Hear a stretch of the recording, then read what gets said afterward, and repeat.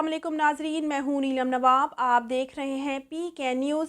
सबसे पहले सरदार ताहिर महमूद की रिपोर्ट के मुताबिक Gujranwala chamber of commerce and industry के नायब सदर आदिल नदीम ने मियां अफसर ट्रस्ट अस्पताल में एड्स के आलमी दिन की तकरीब के मौके पर कहा कि 1981 में एड्स के पहले केस की इतला हुई। आज कई साल गुजर चुके, लेकिन फिर भी एड्स के साथ जिंदगी गुजारने वाले लोगों की तादाद में इजाफा जारी है।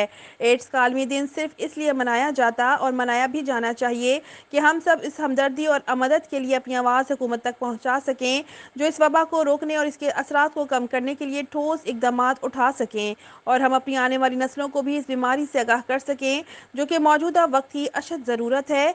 जैसा कि मुसलमान होने के नाते हमारा ये फ़र्ज़ है कि हम दीन मोहम्मदिया की पैरवी करें और कुरान और सुन्नत के मुताबिक ज़िंदगी गुजारें। इस मौके पर साजिद बर्द एग्जीक्यूटिव मेंबर भी मौजूद थे।